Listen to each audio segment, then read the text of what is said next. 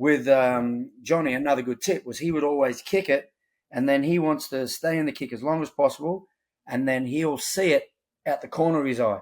Never see it with both eyes. So that is a good cue for him to stay in it, now catch it, and then you'll see it at the back end. As far as my relationship with goal kicking, like I love to kick. We had a coach come in, could have been 2011, and he tried to change my style and have us all kicking the same way. And automatically I didn't like that just because I don't feel I don't feel comfortable doing that. And as a kicker, when you're setting up in your run up and you can see the ball and approach and you get that feel of confidence, like you're like, okay, I'm in my rhythm, I feel good. What is some of the stuff you picked up from Wilkinson and then also other kickers like that you've worked with and kicked with?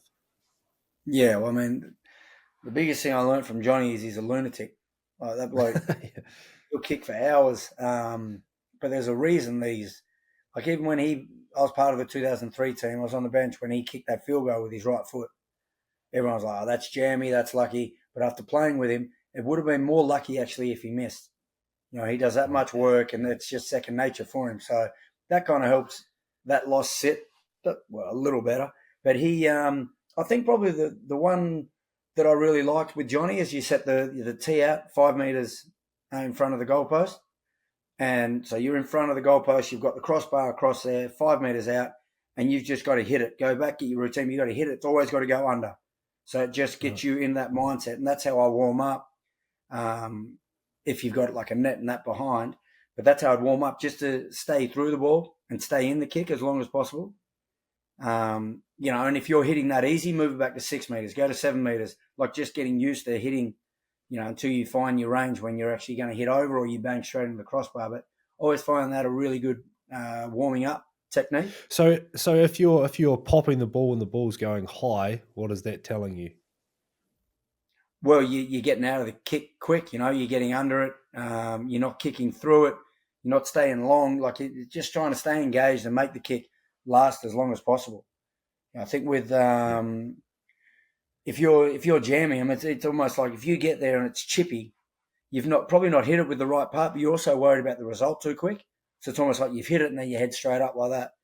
With Jonny, another good tip was he would always kick it, and then he wants to stay in the kick as long as possible, and then he'll see it out the corner of his eye. Never see it with both eyes. So that is a good cue for him to stay in it, now catch it, and then you'll see it at the back end through that area.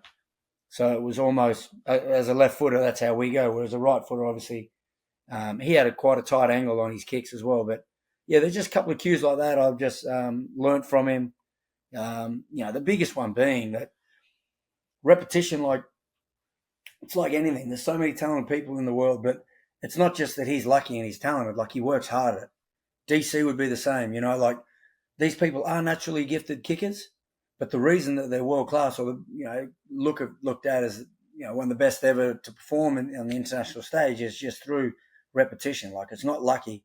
Like, they're just you work hard, and it's a skill like anything else. Being able to pass consistently, hit your mark, do your basics well. Kicking's exactly the same, as you know. Yeah. Any other coaches that stand out for you kicking coaching wise?